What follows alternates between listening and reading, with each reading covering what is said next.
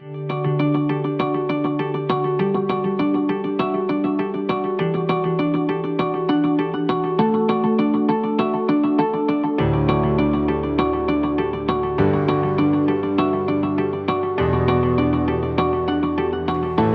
vez os habéis preguntado cuál es el material que hace posible el funcionamiento de estas pantallas?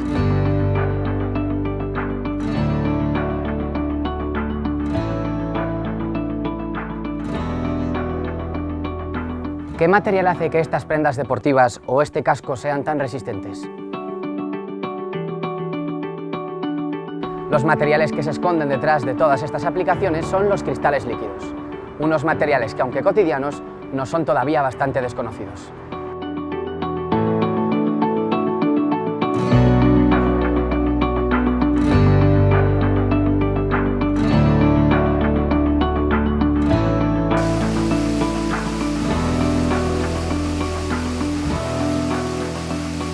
Para entender qué son los cristales líquidos, conviene primero recordar cuáles son los estados de agregación de la materia: el estado sólido, el líquido y el gaseoso. Todos reconocemos fácilmente estos estados en el agua. En estado líquido es como cae del cielo cuando llueve o como emana de las fuentes. En estado sólido es como cubre de blanco cada invierno nuestras montañas. Finalmente, en estado vapor o en estado gaseoso es como surge violentamente en las emisiones de los géiseres.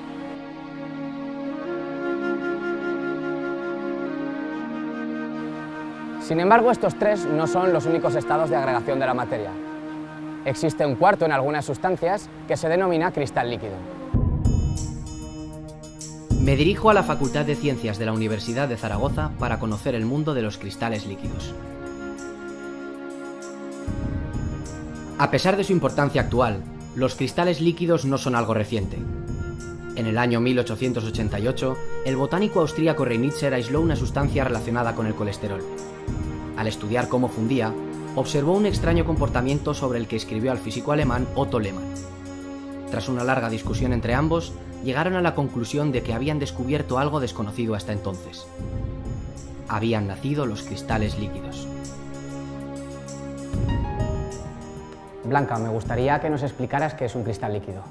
Bueno, un cristal líquido es un estado de agregación de la materia. El cristal líquido puede aparecer cuando un sólido, como sucede en algunos compuestos, se calienta, se va calentando y a una temperatura cambia al estado cristal líquido, y si siguiéramos calentando este material llegaríamos al líquido e incluso al gas. Pero no todos los compuestos presentan este estado. ¿Por qué unas moléculas son cristales líquidos y otras no? Desde su descubrimiento, los físicos y los químicos han estado intrigados porque unas moléculas son capaces de formar cristales líquidos y otras no, porque es un reducido número el que lo presentan. Actualmente se tiene mucho conocimiento y hay distintos parámetros que parecen influir en ello. Fundamentalmente yo destacaría dos: la forma de las moléculas y los contactos, las interacciones que existen entre ellas. Y la mayoría de las moléculas cristal líquido que se utilizan en las aplicaciones tienen una forma alargada, y todas ellas han sido sintetizadas por los químicos. Entonces, ¿el papel de los químicos en el desarrollo de los cristales líquidos ha sido realmente importante a lo largo de la historia? Yo diría que ha sido crucial. La industria química se dio cuenta del enorme potencial de los cristales líquidos y empresas como Merck, como DuPont, entre otras, iniciaron una producción a gran escala de cristales líquidos para su aplicación en distintos dispositivos, lo que ha permitido el gran auge de estos materiales en muchas aplicaciones. El químico es un diseñador y creador de moléculas. Conoce los átomos, sabe cómo conectarlos mediante enlaces y es capaz de preparar moléculas que sean cristal líquido, es decir, que se ordenen como en un sólido cristalino, pero fluyan como en los líquidos. Pero, ¿cómo se obtiene un cristal líquido? ¿Qué hace el químico en el laboratorio? En primer lugar, lo que hacemos es poner una reacción. Algunas de ellas necesitan de algunas condiciones especiales, como puede ser alta temperatura o baja temperatura, que para ello utilizamos nitrógeno líquido. Luego, una vez que ha transcurrido la reacción, lo que se hace es purificar el producto, separar el producto de algún subproducto, de alguno de los reactivos de partida. Para ello hay diferentes técnicas de purificación. Nosotros las más empleadas son la extracción líquido-líquido, que lo que nos permite es extraer nuestro producto de la mezcla de reacción, y otra de las más empleadas también es la cromatografía en columna, que nos permite separar una mezcla en sus componentes. Tras esto, obtenemos el producto disuelto en un disolvente orgánico y lo que hacemos es evaporarlo en rotavapor para obtener el producto sólido.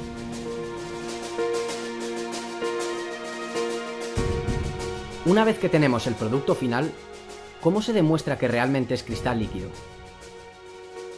Para saber qué es un cristal líquido hay dos técnicas fundamentales. Una es la calorimetría, que nos permite conocer las temperaturas a las que se producen las transiciones, y otra es el microscopio, que probablemente es una de las técnicas que más nos gusta a los que trabajamos en cristales líquidos.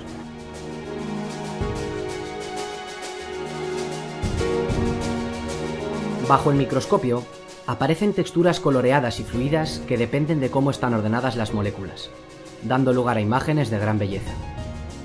Este es uno de los momentos donde la ciencia y el arte, disciplinas aparentemente distantes, caminan de la mano.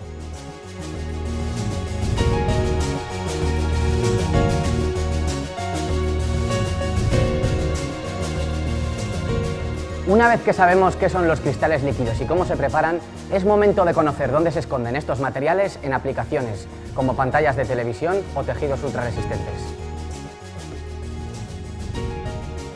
En una pantalla de cristal líquido, como son la de los monitores de nuestros ordenadores o las televisiones de nuestras casas, tenemos en la parte trasera una fuente de iluminación convencional, una luz fluorescente o de LED, una placa difusora que hace que esa luz llegue difusa y homogénea hasta nosotros, y esa luz pasa a través de un sistema de capas. Lo primero que se encuentra es un polarizador, como el de determinadas gafas de sol, y finalmente lo último que se encuentra es un segundo polarizador que está en perpendicular con el primero. De tal forma que la luz, al pasar por el primer polarizador, lleva un plano de propagación determinado, y como el segundo está en perpendicular, lo que hace es cortar la luz y se ve negro. Por tanto, si no hubiera nada en medio, veríamos negro. Sin embargo, entre estos dos polarizadores tenemos lo que es el corazón de la pantalla. Ahí tenemos un sándwich de dos vidrios que llevan en su cara interna electrodos, y encapsulado entre esos dos vidrios es donde se encuentra el cristal líquido, que está perfectamente organizado. ¿Qué es lo que hace esas moléculas de cristal líquido perfectamente organizado? Desviar el plano de propagación de la luz para que pueda pasar por el segundo polarizador. Además, esas moléculas pueden cambiar fácilmente su orientación aplicando un campo eléctrico de baja intensidad, de tal forma que si aplicamos el campo eléctrico ya no pasa la luz. Eso es lo que hace el cristal líquido, dejar pasar o no dejar pasar la luz. Actúa como una compuerta molecular.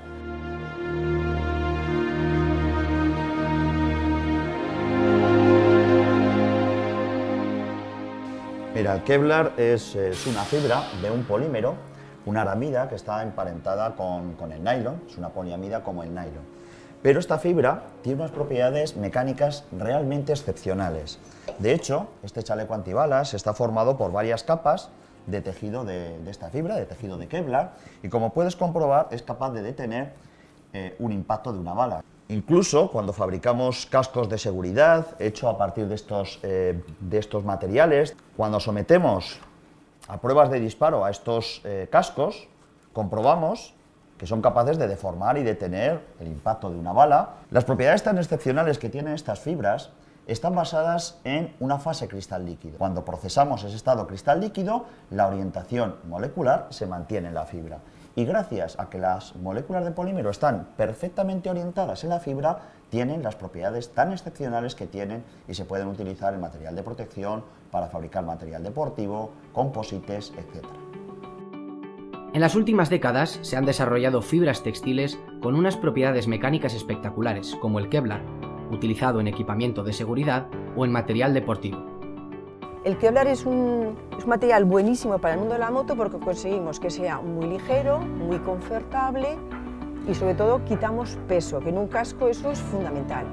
Cógelo, no pesa nada, maravilloso y es muy resistente.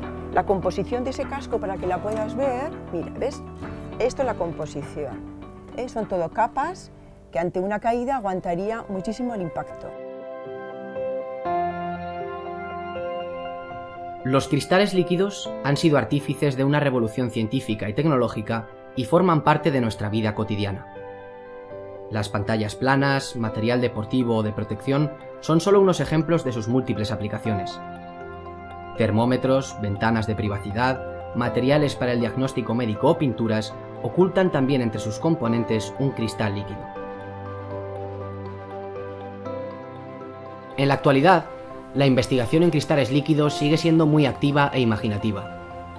El químico tiene mucho que aportar en el descubrimiento de cristales líquidos más eficientes y sostenibles que sean la base de los nuevos materiales del futuro.